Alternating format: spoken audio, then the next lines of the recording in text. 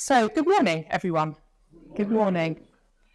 It's my great pleasure to welcome you to our 62nd annual general meeting, possibly my 15th in this job. And lovely to see loads of familiar faces, lots of great time to catch up with familiar faces, some new faces. If you're attending your first AGM as a member, then very warm welcome to you. If you're not yet a member, and I think there are a few here that are not yet members, very warm welcome to you too, and we might nobble you later to join. But I hope you enjoyed this meeting this morning. It's a great opportunity for us all to get together and take stock of the year. So welcome, Megan. I'm going to hand over to Megan shortly to take the meeting. But before I do, I just wanted to thank Megan for the amazing amount of stuff you've already done with us in your first year. It's been absolutely brilliant. So not only has Megan helped us with online membership ads and various sort of social media campaigns and media appearances, she came along with me to help with our crayfish project, and we've got a little film about that shortly. She launched our Chalk Streams campaign with the media launch with the children of Wight Primary School. She attended our 30th birthday celebration at Swanwick Lakes, also with Chris Packham, and of course hosted our Wild Rewards last month. So Megan, we've kept you busy in your first year. Well, you've been absolutely delighted. Thank you so much for everything you've done with us since becoming president last year. We're very, very grateful. And we look forward to continuing our brilliant relationship in the year ahead. So I will now hand over to you, Megan, just to say a few words before then introducing the rest of the panel and presiding over today's AGM. Thank you very much. First and foremost, though, I have to thank you all sincerely for voting me in as president last year. When I got that message from Deborah, I think I've said to Deborah a number of times, it was a very surreal moment, and I feel very lucky and very fortunate to be here and to represent the Trust. I grew up in Southampton, so I'm Hampshire born and bred, but I spent a lot of my teenage years on the Isle of Wight as well. So I know the island, well, pretty well, I'd say, having spent the best part of my teenage years on the weekends and afternoons over there. So I'm really passionate about this space. I really do believe that home is where the heart is, and that we really do need to be appreciating the wildlife on our doorstep so much more than we are, because we only truly protect what we love. And that's what the Trust does so well, is engage and inspire and empower people to, first of all, connect with nature for the benefit of their mental and physical health, but also to go that step further to do something to help protect it. And that's what's been wonderful to see. One of my first interactions with the Trust, though, actually was before I became president. I was filming a series of short films for This Morning, and we were talking about everyday things that people can do to help nature. And one of the films was all centred around hedgehogs. So I heard of the Wilder Streets campaign, and I immediately said to my producer, well, we've got to go to one of these Wilder Streets and do it there. And we were sat in this freezing cold garden for the best part of, 10 hours until 4 a.m, waiting for a hedgehog. And our toes were numb, our fingers were blue. But I just thought to myself at that moment, goodness, it's great that these members are coming together and are so dedicated that they're happy to sit with us till 4 a.m. on the off chance a hedgehog might appear. Luckily for us and our producer, one did come at 4:30 in the morning, and we all got to go home and have a bit of a lie-in the next day. But it just goes to show the dedication of the members and how passionate you all are about the Trust, which I think is so important and so key. And that is definitely also reflected by the staff that I've come to know. The passion for their projects, whether that be the reintroductions, whether that be getting new land, new water, areas to really kind of conserve endangered species like the white-clawed crayfish, which you're going to see a little bit more about later on. It is really united in terms of the passion that we all have for why we're here and what we're doing. So in terms of the presidency, obviously, I think I'm the youngest president. Quite by a long way. That's good. That's all. That's really nice. Another reason why I'm really honoured to be able to hold this role. When I look forward into this position and in the coming years, I really hope to be able to help the Trust in terms of communicating, first of all, to that younger audience, but also to, everyone who is dedicated members as well. I'm a bit geeky. I'll hold my hands up, I'll admit it. I'm sure I'm not alone in the room with a bit of the geekiness. It's great. It's something I own and I absolutely adore. I love getting really nerdy about science, and I've been able to do that on a few trust days out. So for me, getting to communicate the science that I love to a wider audience is why I do what I do. I trained as a scientist, but getting to get people engaged to do something has become my passion, because I feel like that's where we sit. So my role is to communicate to those wider audiences, but also behind the scenes with the trust, to be bold and be brave, and to encourage kind of an evolution of what the trust looks at in terms of its campaigning, in terms of its way of protecting nature. Of course, with 1 in 6 species on the risk of extinction from the UK, we have to be doing more, we have to be doing better.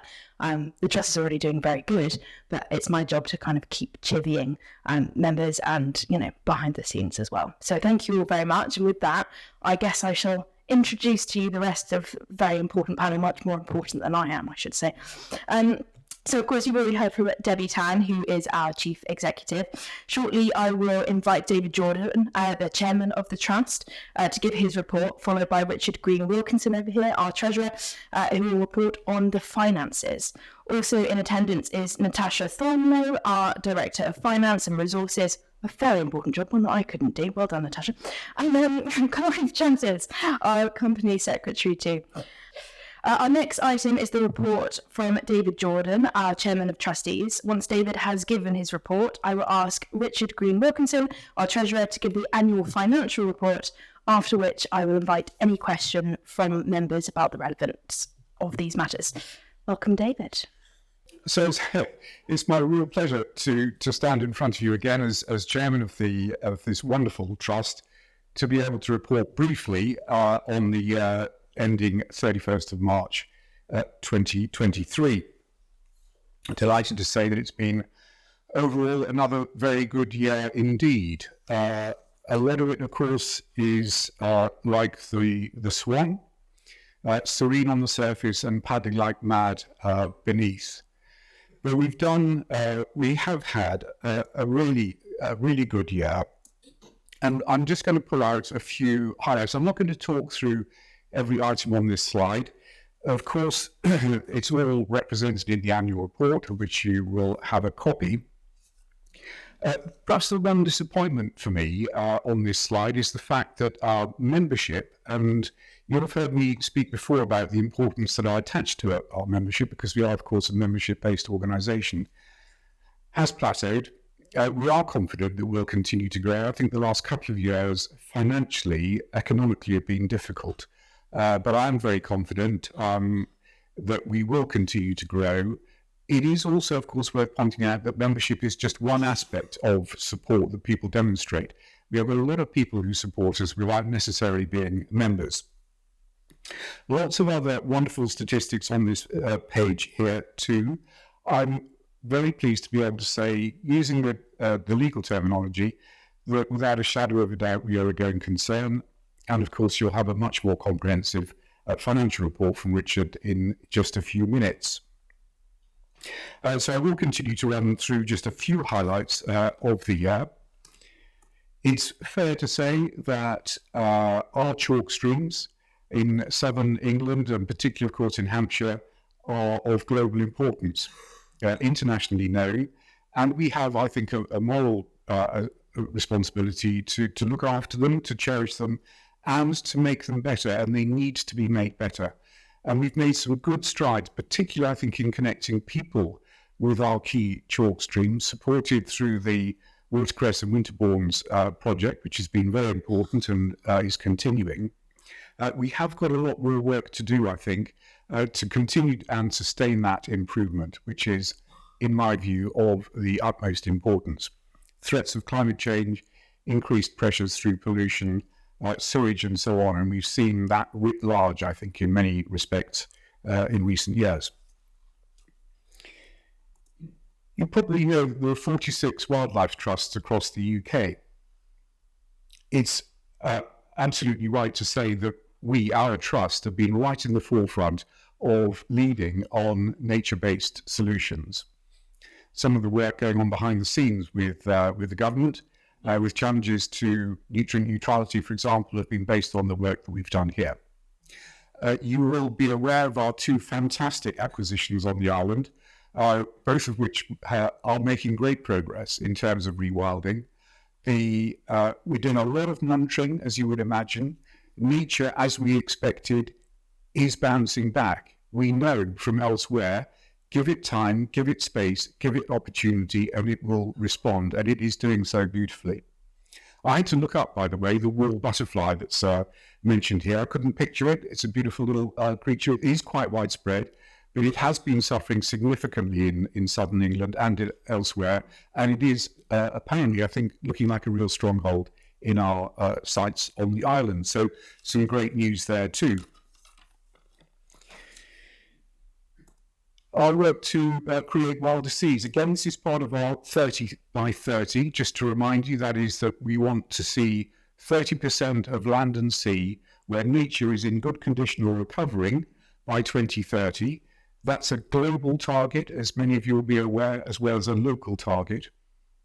We have a significant role to play in that as your Wildlife Trust.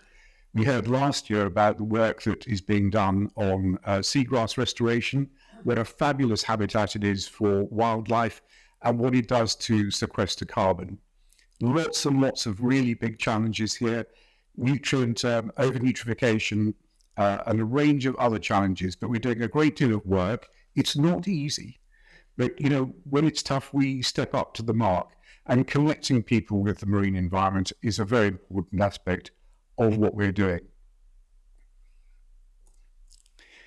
In terms of real action, people taking more action for nature, this is our wild badging, if you like. Again, a crucial part of our 30 by 30, but also our 1 in 4, where we're trying to ensure that 1 in 4 people, we'll hear more about all of this from Debbie and the team later, 1 in 4 people are taking action for nature. When we reach that, that is known to be a tipping point, whereby things start to become inevitable. And it's crucial that we maintain this. It's such a fantastic banner headline, and we are making very good progress. You can see here some of the statistics that are evident. Our volunteers, I think that's a record number to date. The local area volunteers, I want to pay tribute and thanks to those who used to lead our local groups. It's been a bumpy ride. It was raised as an issue at our AGM last year. Thank you for our forbearance. We've had to bring in changes which have been imposed through legal and other changes externally, and we're continuing to work, and I hope listen to the concerns that are being expressed. Titten campaign brought 34,000 people on board, which is quite amazing. And I'd also like at this point just to mention the Titchfield Haven, it wasn't in my mental notes. I've been asked by the community down there to thank Debbie and her staff for all the work that we did to try and work with the local community to come up with a solution that not only safeguarded the site, of course, which is crucial, National Nature Reserve, but also the community's engagement. More work, obviously, to be done there. So my last slide refers. The first reference is to this. Now, I think we received this in the office 48 hours ago. So this is right fresh off the press. I haven't had time to peruse it. My copy, just like you, I received this morning, but it does contain a great deal of the impacts, and that, after all, is what we are fundamentally about. So our impact work is demonstrated there, but I'd also like to express my thanks to those present, but also those not present, because it's only through you and others that we're able to achieve what we do achieve. I'm thinking of a wide range of things, but including things like acquisitions. And a lot of the gifts that we receive, whether a small or large donation, will work through into our acquisitions and our management. And the work and the achievements that, and you will see, you've seen some of the figures already, which will bring them out in more detail, have been quite fantastic. And when I close the meeting a little bit later, I'll just refer in a little bit more detail to it. But a bit of a spoiler alert, many children this year for Christmas will be delighted to receive some seagrass pods. They're not here actually, so it's still a secret. But if you think that's a good Christmas present to, or some other tangible form of support. That concludes my report. I am obviously able to answer questions after Richard's presentation at our President's discretion. Thank you very much indeed. Well, good morning. The financial report for the year ended 31st March 2023. So if you were here last year, bad luck, you got me again. But you would have seen this slide. The green line is the income and the red line is expenditure. And you would have heard me say that I wouldn't be surprised if this year the lines crossed, meaning we have a deficit. Well, that was due to the possible, the cost of restructuring in a year of transition. Well, that is actually what we've achieved. So a little bit better, and I was wrong, sorry. But yep, we have a surplus of £1.52 million before legacies and investments. So that's pretty good. So how do we achieve this? The total income, including legacies and investment movements, was up by £2.8 million to £10.3 million. Of this, £2.3 million was restricted fund, the same as last year. So all the increase, the £2.8 million, is unrestricted. That's good news. So to the detail. Here we are. A big chunk of the increase, perhaps not surprisingly, is from nitrate reductions at £2.6 million, an increase of £1 million over the previous year. That's fantastic. And due to the huge generosity of our supporters, their donations were up nearly £600,000 at £1.1 million. So, incredible. And on top of that, we received an amazing £1.92 million of legacies, so nearly £2 million legacies. So that's incredible, and how beneficial for us for carrying out our work. And then even membership income was up 4.5% despite tough economic conditions. And our trading company, Arcadian Ecology, produced a small profit too. So that's all good. Well, restricted fund, as mentioned earlier, restricted fund income was much the same as the previous year at £2.28 million. I think here I should explain about our funds. We have three main funds. The restricted fund is where the money is provided to us for a particular purpose, specific purpose, and it must be used for that purpose. And then we have the unrestricted funds, which are split. We've got general funds and we've got designated funds. And the point about that is that the designated funds are funds that we have set aside, the trustees have set aside for specific purposes. So they are, and these funds are all listed in the report on pages 54 and 55. There's quite a lot of them. So I just thought it's important that you are aware of that, and I'll come on to something about the designated funds later. So that's the income of the funds to which they are allocated. What about the costs? Expenditure was expected to rise, and did so, was actually very well contained. The total of £6.1 million, all bar £460,000, was conservation, education and engagement, up £450,000 over the previous year. But here again is the graph. This is looking pretty good, isn't it? So the income line, the green line, has moved up pretty sharply from what I've just mentioned about the rise in income. Very good. Expenditure line, which is expected to increase quite a bit, has actually not gone up as much as the previous year, as you see.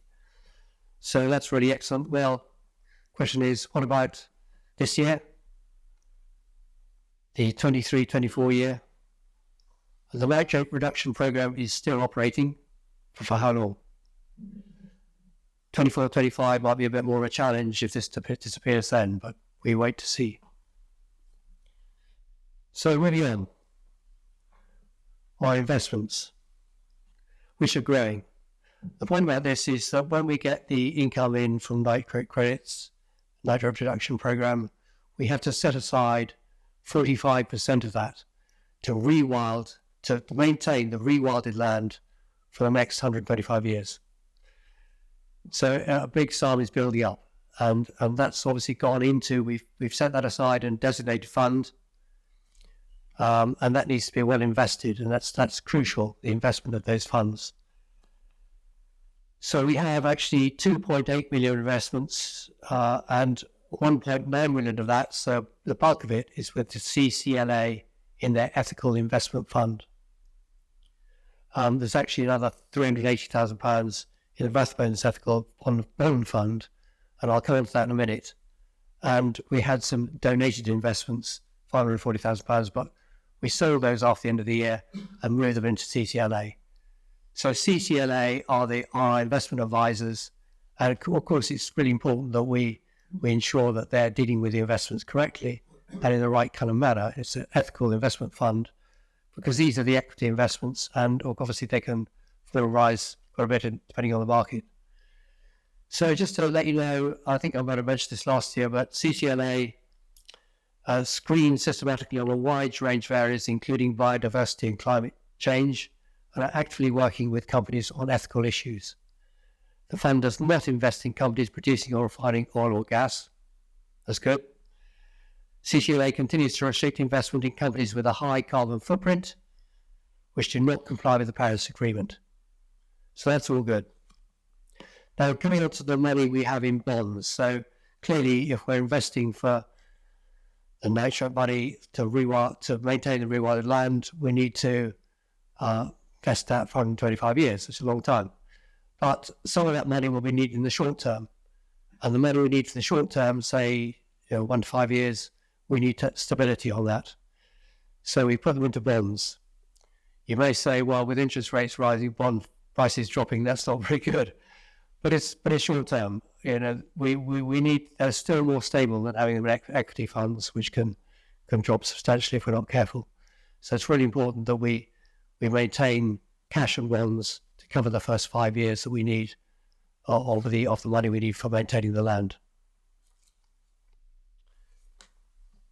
We also made a small investment loss over the year, really due to the fact the markets didn't move much, stock markets didn't move much, and interest rates rose. I'll mention that again in a minute. So to summarise, we're nearly there. The annual report and accounts were prepared in accordance with accounting rules for a charitable company. The accounts were audited by ASITS, and they gave a clean audit report. That's good. Total assets of £19.5 million now, and 15.3 million of that is in land and buildings. A surplus this year of £4.19 million, £3.4 million unrestricted, and £781,000 of restricted funds. We therefore had, at the year end, £14.1 million unrestricted general funds, £5.36 million in restricted funds, and just £5,000 in endowment fund. So once again, huge credit to the directors in their team in achieving another excellent result, and our grateful thanks to you for all your support. Thank you. Just a few words from me before I hand over to Clive and then close for our refreshment break.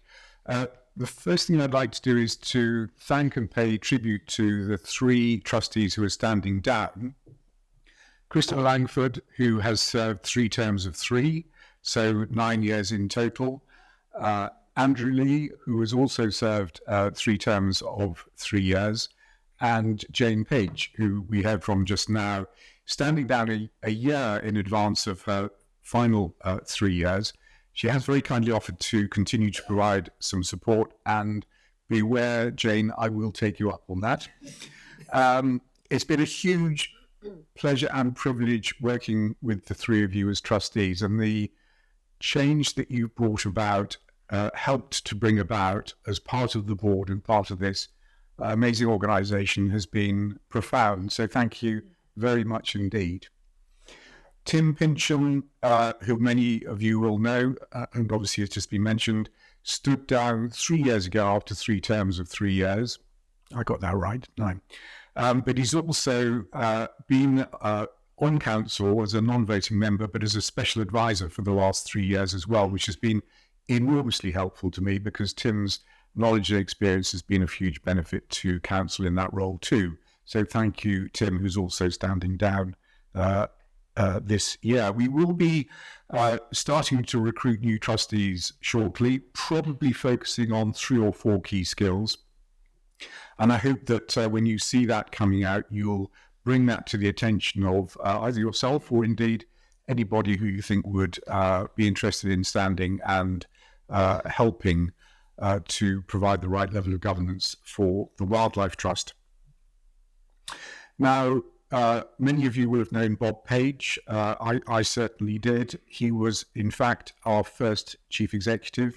Sadly, he passed away in July this year, and Clive will say a few words to respect him. Clive. Yes, thank you. I've been asked to say a few words about Bob, who died early this year.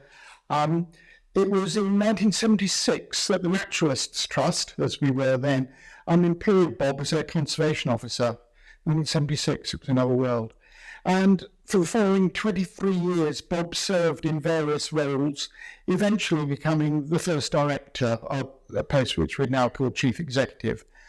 And at the age of 50, as he'd always planned, he retired. And that was remarkable. I had the pleasure of working with Bob from the 1980s, initially as a jobbing naturalist on the Isle of Wight, and latterly I joined the Trust as staff. Bob built a reputation for energy, strategic insight and diplomacy, which was rewarded in so many ways. Touched on the breadth of the work of the Trust today, and the foundations of virtually all of those themes started in those early years with Bob.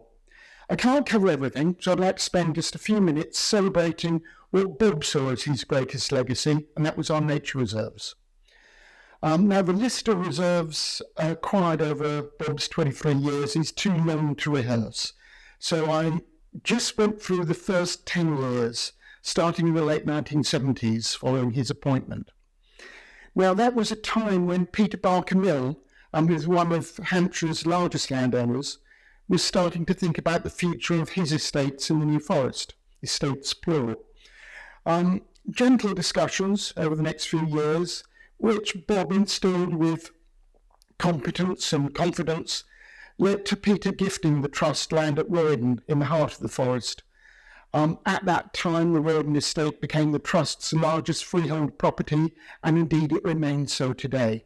It was the best part of 1,000 acres in old money. At the same time, discussions were being held with Edith Whitehead, and Edith then gifted Chapel's Copse to the Trust. And also with the Sainsbury's family, the grocers, who enabled the Trust to purchase Brighton Down. That was complicated, so enabled the Trust too, was possibly the easiest way of saying that. Bob went to auction to buy Emma Borg, which was subject to fierce bidding, and Bob needed to keep his cool, use his discretion, and ask for forgiveness afterwards. A very fine, on-his-feet piece of decision-making. It goes on. Those of you in the north of the county will know Berkeley Heath. Well, that was a gift made in the 1980s in memory of Mr. and Mrs. Clegg, who were the founders of Ladybird Books. I certainly learnt to read with Ladybird Books, and I imagine many other people got similar affection. I have a very happy memory of being in a car with Bob driving round and round and round Junction 5 of the M3, and him saluting the terrifyingly daunting prospect of taking on this superb but highly fragmented landscape. Not all nature reserves were purchased, all gifts. Bob negotiated the Trust taking responsibility for Shotts Copse, a small, rather lovely little ancient wood on the Hampshire chalk. In due course, its owner, the Honourable Miss Joan Dutton, gifted the wood to the Trust, together with the residue of her estate, bringing with it cash and investments worth over £1 million. Now, that's a considerable sum today, but was of even greater worth over 30 years ago. Now, these just a small number of a great many gifts of various sizes over the years. And it's the generosity of people like you and others, which enable us to be the charity we are today. That step change that Bob saw in his first 10 years went from being a hand-to-mouth charity, and we really were hand-to-mouth then. You'd phone up the office to say, can I afford a bag of nails? And I'm not kidding you. So it went from that to being a major landowner with financial reserves. And that's actually quite a shock to a small organisation. But Bob capably navigated it under the trustees led by Graham Dower. And between them, Bob and Graham were a remarkably effective team. There's so much more one could say. Bob's family gave him endless delight. Colleagues at work became lifelong friends. Following retirement, Bob never lost touch, and he played his part as a volunteer in supporting our success. His last major role was in helping generating the community and political support that was needed for us to acquire the Fish Lake Meadows Nature Reserve, which happens to be a stone's throw from his home. Bob's last days were spent in the hospice in Winchester with his family, in rooms that were decorated with photographs of some of the loveliest places in the county. Coincidentally, rather poignantly, many of these were places that he had helped to conserve. In the words of his wife, Mish, they were Bob's nature reserves. Much has changed since Bob joined the Trust in '76, but much has stayed the same. There is still that sense of purpose, the drive to make the world a better place. And on a personal note from somebody who's been on the book since '85, a charity which has kept its values in being deeply rooted within the communities it serves.